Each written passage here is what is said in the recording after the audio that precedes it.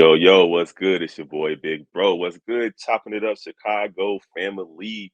Today we have a very special guest, entrepreneur extraordinaire, COO of JQLR, Just Quick Little Runs, Quentin Harris. We're gonna get to him right on the other side of this intro.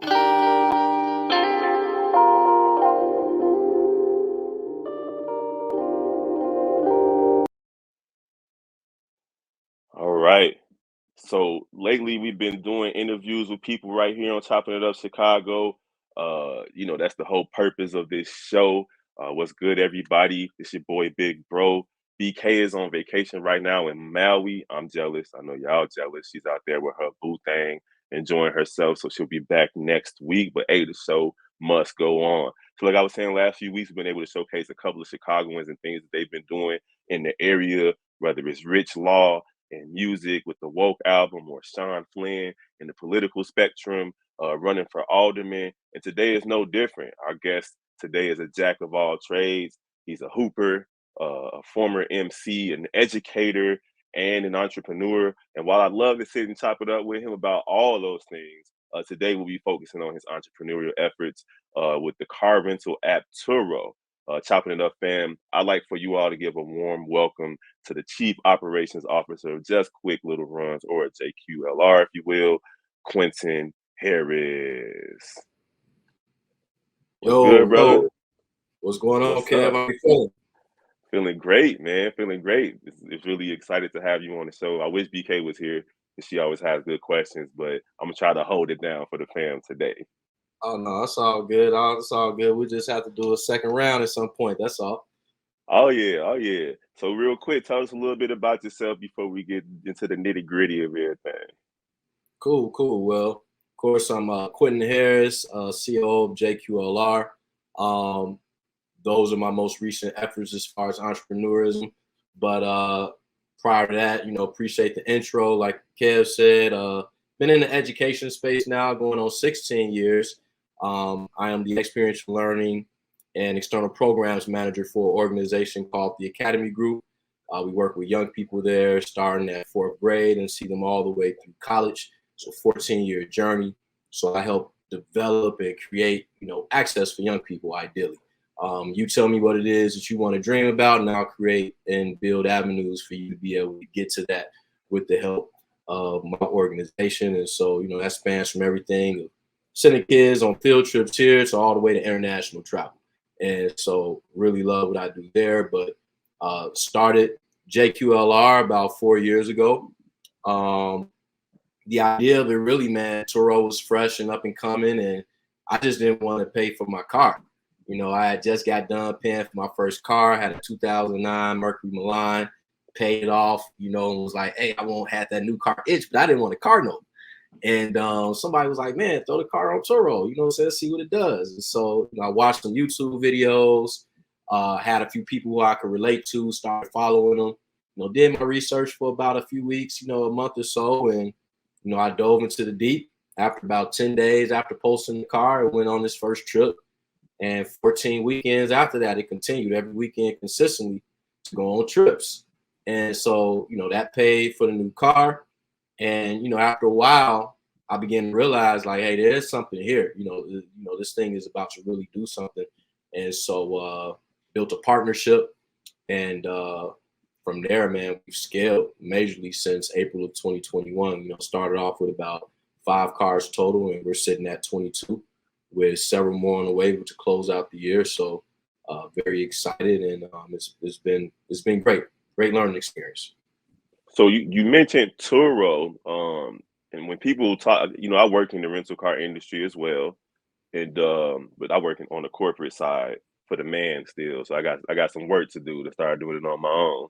But when we run out of cars, I tell people about you guys, of course, but I tell them about Turo in general as well, and they wonder what it is, and I tell them, hey, well, it's like Airbnb for cars. Would you say Mhm. that that's what it is? Yeah, absolutely. That's pretty much the same language that I use. I describe Turo as, similar to Airbnb. It's a peer-to-peer car sharing platform. And so, with Airbnb, you're stepping into somebody's house. Every house has its own set of rules. You know, you have a way of contacting the host. They kind of give you the whole setup when you book, say, hey, this is how you get access and so on and so forth. This is what you can expect. And it's very similar with Turo. And so folks will book a car. As soon as they book the car, they get pickup instructions. They can have the car delivered. And so we have a team which steps in to get cars delivered to wherever they need to go. And that's really the process, man. Very simple. Turo has made the process almost seamless for folks, you know, in comparison to what you may see at a typical rental car facility. Excellent, excellent. So let's say somebody's interested in utilizing Turo, like as a means for supplemental income. What advice do you have to that person that's taking those first couple of steps to get their feet wet in this industry? Uh, the first thing I would say is, what is your why? Right? You know, there's a lot of different means for supplemental income, and my question would be to you: what is your why? You know, why would you want to choose Turo over the means? Then my second question to them would be, what asset you currently have that will allow you to step into Turo seamlessly without having to create a lot of or put in a lot of capital. I won't say create, but put it in a lot of capital. And so oftentimes I have folks come to me and say, hey man, I got this money. I'm gonna go, you know, buy this car. You know, I mean, I want to hop into the Turo game. And I'm like, well, how much money are you about to go spend on this car? And you know, like, you know, 4 or 5 grand, you know, and I'm thinking, well, I'm gonna be real with you. If this is your first car, it potentially could take you 7 to 8 months just to make the capital that you put up back, right? So you're coming into the game into the red. And so then after you consider that per se, there's going to be speed bumps along the way. You know what I'm saying? There's situations where I've had cars recalled, and now I'm sitting on the sideline for a month and a half because of a recall.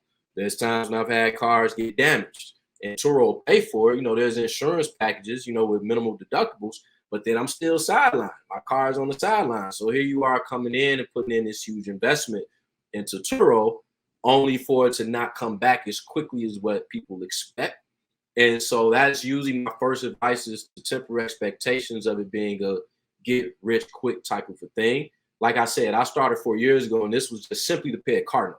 I didn't want to pay a car note, and that's how I got started. And eventually I began to scale to where I was able to make supplemental and passive income. But this is something that I would tell folks, if you're interested, understanding it's something that you might have to put in 12 to 18 months before you really start seeing the type of returns that you want. Okay. It sounds like you might be able to do like a master class or something on Turo. Absolutely. I actually did one earlier in the year. I did one, and folks asked me to do it again. So I got to double back and, you know, got another 9 months of knowledge. So I'm like, it's probably time to double back and do another one. How do they find that first one that you did? I did not post the first one. And so if I do another one, I will post the second one. That one was more so kind of an in-house, you know, you had to register for it. And then, you know, of course, I gave it to them for free, but then there was always a kickback to say you could buy a coaching package. And so the next one that I do will just be something that I'll put on YouTube. I do need to create a better YouTube presence. Oh no, it's all good, man. We listen. It's always something else we could do in this social media world that we live in. Pretty Oh, soon you're gonna be renting cars through the metaverse. Real quick. All right, man. So you guys you started, you know, kind of by yourself, and then you put the team together, created partnerships, and grew your business to 22 vehicles, which is not bad because, you know, I know places like Enterprise and Dollar and Thrifty, like the standalone spots, they barely have 20, 30 cars in their you know, their repertoire to begin with in these smaller, not at the airports, of course, but in these smaller locations. So you guys are competing with, you know, multi-billion dollar Fortune 500 companies. So tell me about expansion, man. 5 years from now, where do we see JQLR? Wow, 5 years. So, you know, I don't see Turo going anywhere. And one of the reasons why I wanted to really go in to give folks an idea, Turo generated about 330 million in revenue last year with 178 million in losses. So you do the math on that. So you're talking about, you know, roughly give or take 152 million that they were able to gain in profit. You know what I'm saying? And so the company has not really even grown. You still ask people who are, considered in the tech age, you know what I'm saying, the millennials and all of that. And even in our age, you'll ask folks about Turo, they still haven't heard of it. So the reality of it is that Turo hasn't even really began to boost their marketing. They're still a privately owned company. There's still a lot of space for growth. You have a lot of hosts who are getting into it and not really understanding what they're getting involved with, and they drop out like, this is not for me. And so Turo's still trying to get their foothold on the game. Their goal is to put 1 billion cars on their platform. They're nowhere close to that in the moment. And so with that being their plan, in my mind, I'm like, I missed Airbnb boom. I'm not missing the Turo boom. And so 5 years from now, I definitely see myself not sitting in the capacity that I'm sitting. I see myself hiring a GM to run the Chicago market. I see myself expanding to Milwaukee, Indianapolis, Quad Cities, really kind of taking over the Midwest region, maybe even Grand Rapids, Detroit. I'm really looking at the smaller markets that don't really have the capacity. Folks there might have a car here, a car there, but go to a smaller city and look for an Airbnb. There may be one or two. You see what I'm saying? But the demand for cars are definitely going to be a lot higher than the demand for Airbnbs right off. And so really, I'm looking at small markets outside of Chicago. Chicago is the 3rd largest city in this country. There's plenty of money that can be made right here without me necessarily saying, hey, I want to jump to Atlanta, or I want to jump to Charlotte, or I want to jump, down to Houston. You see what I'm saying? There's a lot that I can do right here in this Midwest market within 5 hours of Chicago and really just dominate. So if we're talking about 5 years, that's probably where I see myself in 5 years. But until then, right now, it's just about expansion with vehicles and hiring the proper help. So we got a team of drivers who help us out. And so that's kind of where the focus is right now. Yeah, that's what's up. And we were talking kind of off the air before we signed in about a possible international approach to this as well. Yeah, absolutely. So, once you really start getting into the game, we're in the rental car business, but the rental car business is sitting under the umbrella of just transportation in general. So, while JQLR is just focused on renting cars on Turo, there are so many ways that we can expand on that idea. And so, for those who know me, know that I have a relationship over in West Africa in Ghana. And so I've been building a lot of relationships over there. And as I go, I've gone 3 times. I'm taking my 4th trip now in about 3 weeks where I'm going back. But one of the things that I'm really kind of watching for is what do I need to do to establish a business, on an international level. So what do I need to do to get over there and really put a foothold down and, one, create more jobs for folks and stimulate that economy. But the traffic over there is a little bit different because of infrastructure. So, take Joliet, for example, here in Chicago. You go from downtown city center. Joliet is one of the bigger towns in Illinois outside of Chicago. Second biggest. Yeah, second biggest, right? So you're talking about downtown, no traffic, 35 to a 45-minute drive out of 55. You know what I'm saying? Or 57 to 80, depending on what part you want to get to. That same ride in Africa would probably be tripled, if not 4 times, because once you get out of the main city, the roads are not as built as what they need to be. You see what I'm saying? And so it takes a lot longer to get to places that would seemingly be a lot closer when you look at, over there it's kilometers, but from a mile perspective, it's not that far. But what is one of the key means of transportation is motorcycle. Why? Because you can weave and bob inside out of traffic. I can ride a motorcycle. I can give you a helmet. Hey, hop on the back. You need to go to work. Cool. We're going to whip around this traffic. I'm going to get you there.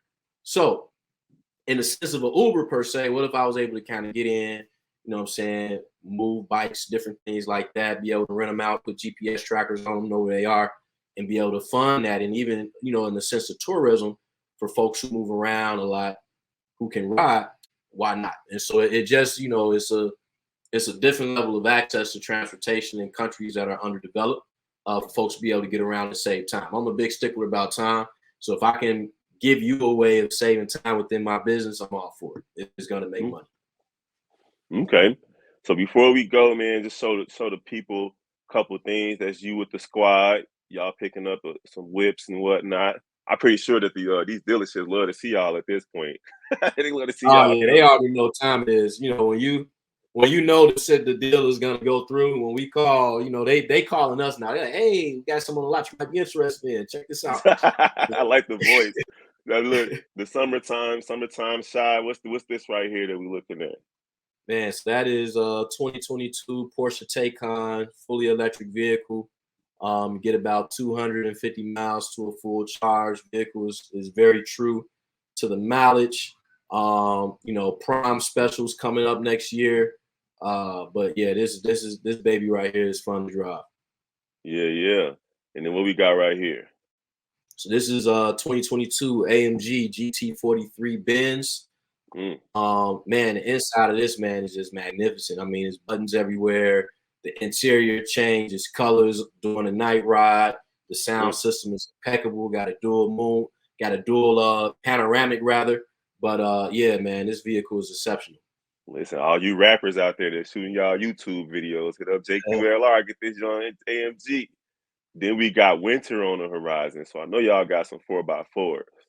Absolutely. So 2021 Jeep Grand Cherokees. These are the new bodies. So you got 3 rows, bucket Those are seats. them the seven Yep. seaters, right? Yep, these are 7-seaters with maybe a few kids, 6-seaters with adults. But you can put 6 grown men in this truck and they'll be comfortable. Okay. And what about this bad boy? Yeah, so this is the newest edition. I literally just got back from DC a couple of days ago picking this vehicle up. This is the limited edition Gobi Wrangler 4xe. So this is a hybrid. If you see right there by that side view mirror, this is a plug-in vehicle, so you can get about a good 25 to 30 miles on a full charge. In this Wrangler, which is perfect for the gas season. You know, myself, I can drive all the way downtown, come all the way back home from work and not burn a lick of gas in this truck, plug it back in, it's ready to go tomorrow. And so this is really dope. But then on the weekends, you put your gas in there, you move around, but it's a lot easier to do that when you can drive all week electric. Oh yeah. All right. We appreciate you for chopping it up with us, popping out, as it were, as the young people say. Listen, Absolutely. tell the people, tell the chopping it up fam how they can find you guys, man. How can they reach out to y'all when they desperate? They need a whip. They got to get on the road. What's the word? Absolutely. Well, you see right there in my name handle, you can go to JQLRchicago.com. That website will show you what we have available and then link you directly to Turo, the booking platform. You can find us on Instagram at Just Quick Little Runs. If you have any questions, want to just reach out and ask us anything about the vehicles we have, or you can email us at info@jqlrchicago.com. All right, there you guys have it. Quentin Harris, COO of JQLR, doing this entrepreneurial thing on top of educating the youth. Man, it's always a pleasure to chop it up with you, brother. Chopping it up, Chicago family. Y'all already know how to get with us. Y'all can see us, find us on Instagram, Facebook, Twitter, TikTok, all of it. Chopping it up, Chicago, or Big Bro at Chopping it up, Chicago. So yeah, Quentin, man, we gonna I gotta tell the people I'm 4-0 in his fantasy league right now. You dig? Taking care of business. And I'm old. Hey man, Dang. I was so mad, man. I looked in on Sunday, and you know how they had them London games, man. Alvin Kamara was out there, is already playing. I'm like, man, this some Oh man. virus.